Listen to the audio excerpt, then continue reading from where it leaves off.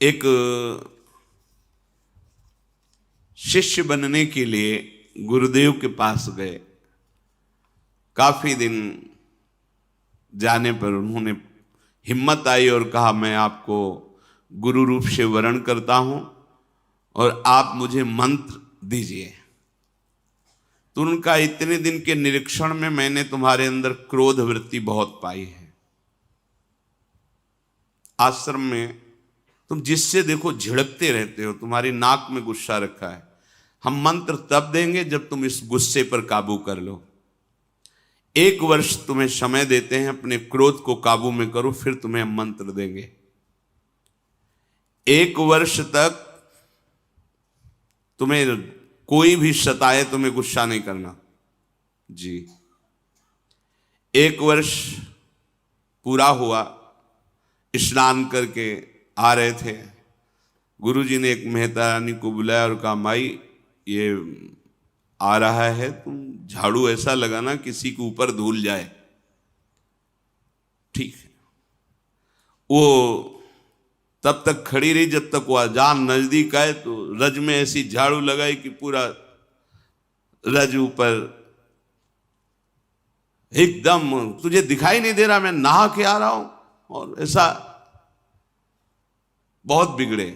वो हाथ जोड़ के, महाराज क्षमा करो, हमें पता नहीं था कि आप आ रहे हो, हमारा काम ही है सोनी लगाना। ऐसा तो मारने के लिए भी। अब वो गए, कहा गुरुजी 1 वर्ष हो गए। तो बोले, जिसको त्यागने के लिए कहा था वो तो त्यागा नहीं। सुना अभी अभी तुम गुस्सा करके आ रहे हो मेहतरानी से, जो नित्य सोनी सेवा करती हैं। पूज्य भाव रखना चाहिए। तुमने उन पर क्रोध किया और सुना कि तुमने ऐसे भी मारा नहीं, पर हाथ तुम्हारा उठ गया। अभी नहीं, जाइए 1 वर्ष और अभ्यास कीजिए।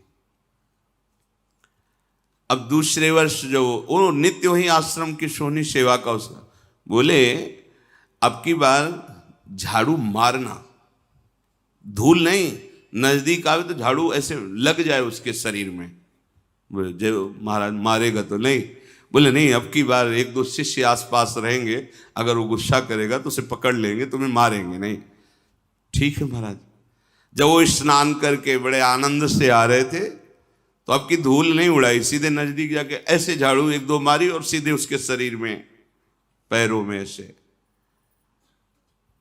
उसने कहा कि मूर्खा, तुझे समझ में नहीं है, मेरा 1 साल पीछे बर्बाद कर दिया।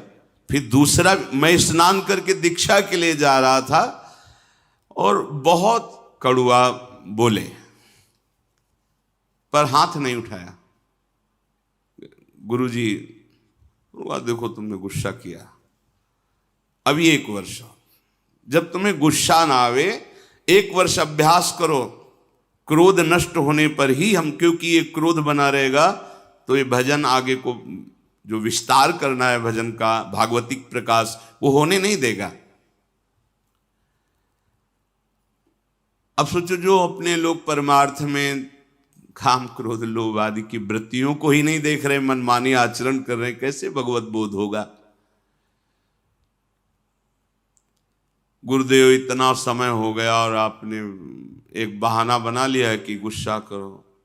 बोले, दोष दृष्टि करते हो। और नहीं, क्षमा पर तो 1 वर्ष और। अगर भगवान नाराज हो जाए किसी कारण से, तो गुरुदेव भगवान क्षमा कर दे तो भगवान कभी अपराध नहीं मानते। हरि रूठे गुरु शरण है, गुरु रूठे हरि नाहि। यदि गुरु भगवान का हृदय संतप्त हो गया तुम्हारे आचरण से, तो तुम्हें भगवान श्री हरि सहयोग नहीं करेंगे। अगर श्री हरि नाराज हो जाए और गुरुदेव भगवान का वरद हस्त है, कुछ नहीं बिगड़ने वाला। गुरुजी ने कहा कि अब तुम्हें 1 वर्ष तक पुनः अभ्यास करना है। 3रा वर्ष गंगा स्नान करके आया। गुरुदेव ने कहा, अब की बार कूड़ा भर के पूरी टोकरी रखना, जितना जूठन पत्तल सब आते उसकी खोपड़ी से डाल देना। ऐसा ही किया। जे भी नजदीक आए पूरा वो सब पवित्र जो प्रसादी दोना पत्तल झाड़ू से लगा के जो कूड़ा कर सब उनके ऊपर से डाल दिया। तुरंत उन्होंने घुटने टेके और चरण पकड़ा और कहा, मां मैं समझ नहीं पा रहा था कि आपका उद्देश्य क्या है। कहीं न कहीं गुरुदेव भगवान की हम पर कृपा है, मुझे आज दोबारा स्नान करने का सौभाग्य मिलेगा गंगा जी का। लौट गए, नहा के आए, कहना नहीं पड़ा गुरु मंत्र दे दो, आओ गुरु मंत्र।